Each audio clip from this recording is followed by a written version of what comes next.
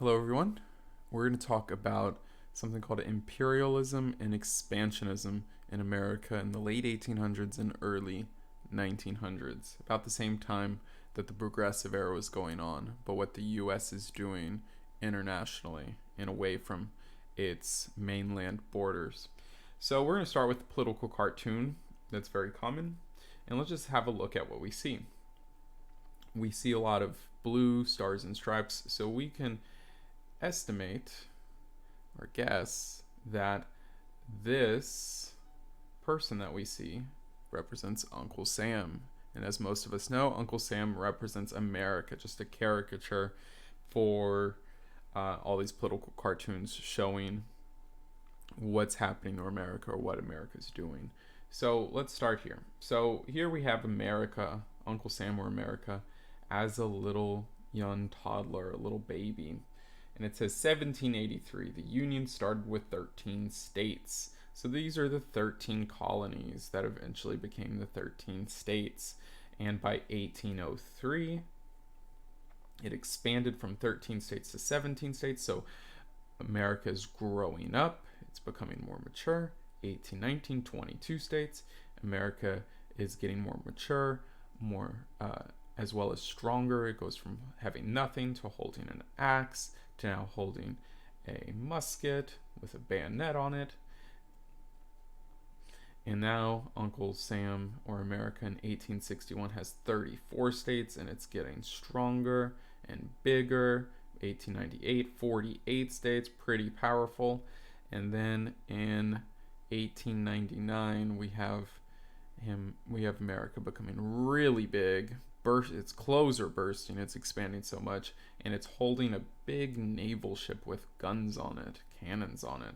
And it says the United States has come into possession of valuable colonies: Cuba, the Philippines, and Puerto Rico. And at the very end it says, and now all the nations are anxious to be on friendly terms with Uncle Sam, or friendly terms with America. And you see France and Germany and Italy and Russia and a number of other countries, Australia, so on, so on. So, what's happening to America throughout all of this?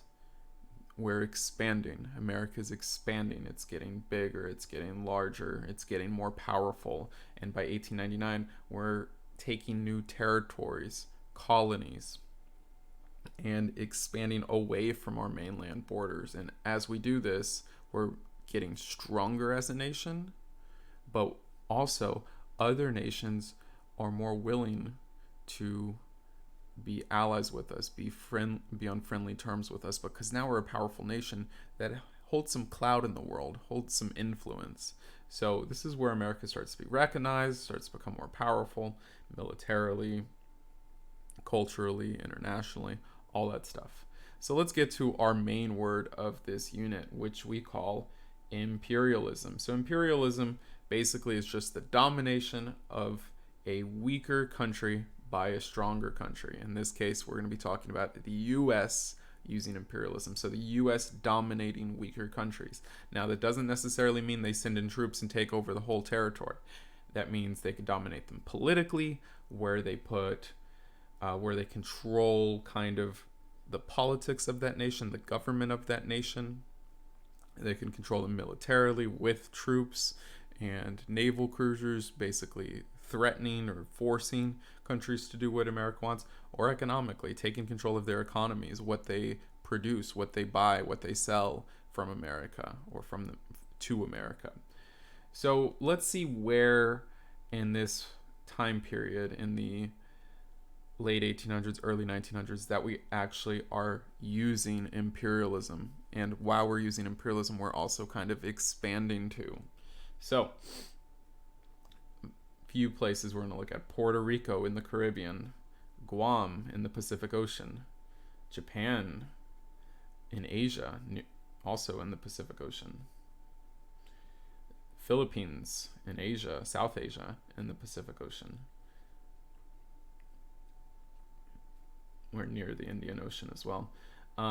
Cuba in the Caribbean, Panama in between the Gulf of Mexico and the Pacific Ocean,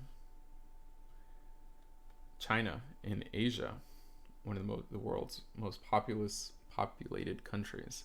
And a big one, a state that we have today, but that was a country back then, called Hawaii. So let's see where America is expanding. So those weren't all the places, but those are the big notable places where America is going out, dominating other countries, either again politically, taking control of their government, militarily, taking control of them by threatening our military, naval power, that sort of thing, or economically, taking control of their economies, what they buy and sell. These are the main places we do that. But we are also going to expand the other places as well.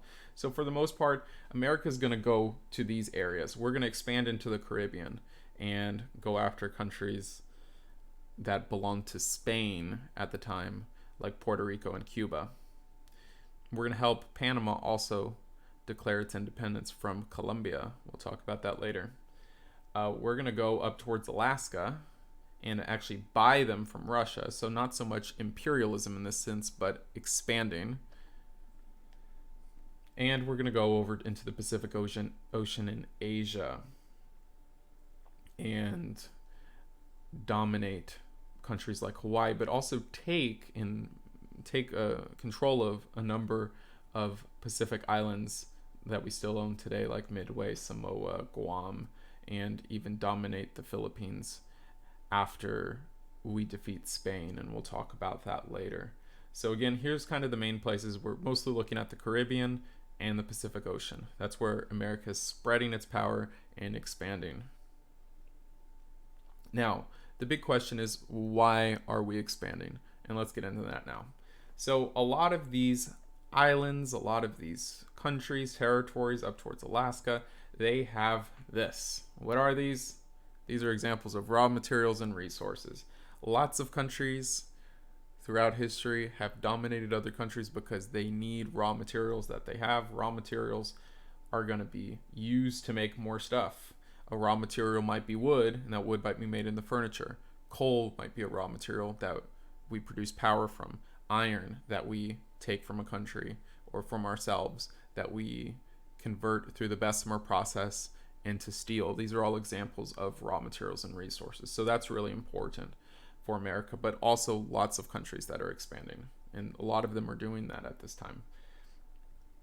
So once we make more stuff with these raw materials, America starts switching towards this internationalist point of view.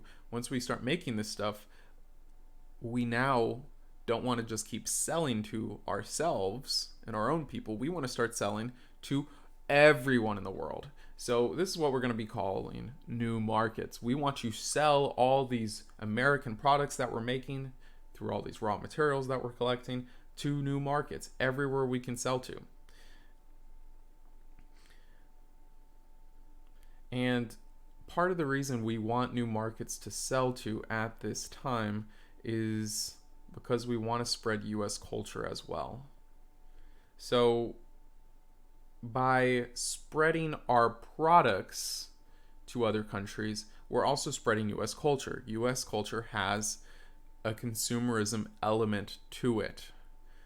So the more countries that we make into consumers, the more countries that we say, when you buy something that creates happiness, that is kind of the culture in America, good or bad.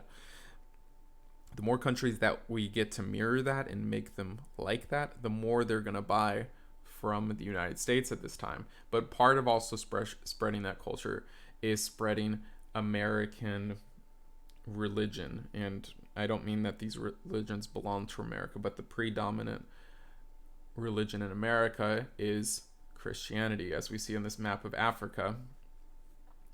America and a number of other European powers would spread Christianity as they spread to continents like Africa. But for the most part, this is just an example of a country that we don't really think of as very Christian, how Christian missionaries and such spread this religion over there. The U.S. is going to spread Christianity more to countries in the Caribbean and Asia, so on. But part of that is going to be part of that mission to spread Christianity is also to spread American culture, consumer culture, so we can support our new markets and create new markets, as well as helping assimilate to American culture in other countries, make them more like us, so on and so on. So once we do that, the US is going to also try to force this whole process. So say there's a country that's resistant to Christianity being spread.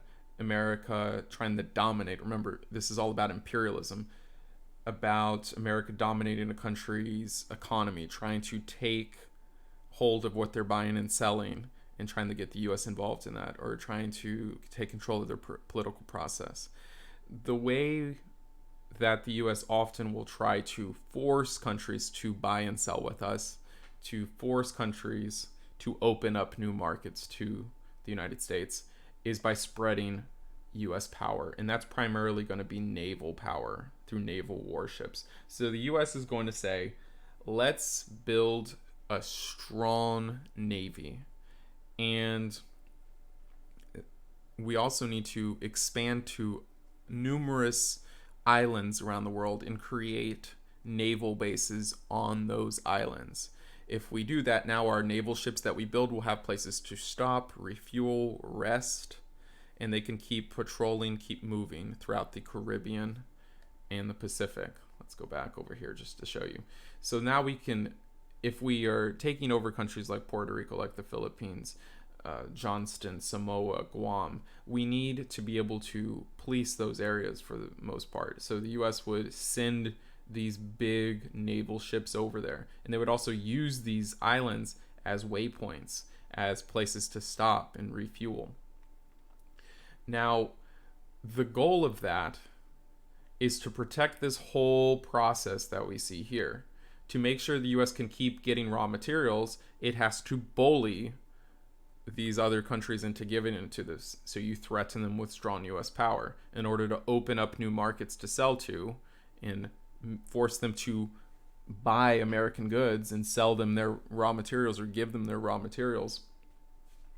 You have to, the US would bully them with their navy to do so, to spread that new culture, to spread Christianity. The US would bully them into doing that. So the whole goal is to protect this whole process, protect our trade, protect our ability to get the raw materials, the new markets, the culture to these other countries. And that's why you see it is, we're saying, convince, in quotes, other nations to trade with us through threatening them with military power. And this is very important. This man named Alfred T. Mahan is going to be the kind of architect of this message. He's saying, if America wants to be a strong country in the future, if they want to be the strongest country and be influential, they need to have sea power. They need to have a strong navy. Let's look at two quick political cartoons, which kind of sum up the whole point of what we talked about. Here we have an eagle, which represents the United States. It's the national bird. He's sitting over the United States, and it says 10,000 miles from tip to tip. So the tip of the eagle to the other tip of the eagle is how long? 10,000 miles. So in 1898, what's America doing? He's spreading his wings. She's spreading her wings. And no longer is the U.S. just limited to the continental land right here. She's starting to spread her wings and take over other nations thousands of miles away, taking over the Philippines, Manila, which is part of the Philippines, Samoa, so on, Puerto Rico. So what's the message here? America is expanding. They're practicing imperialism. They're dominating other nations. Right here we have Uncle Sam, and we see a globe right here, and we see things like the Philippines, Hawaii, the Caroline Islands, Cuba, Puerto Rico, Canary Islands, Alaska. And what is Uncle Sam, who represents America, doing on this globe?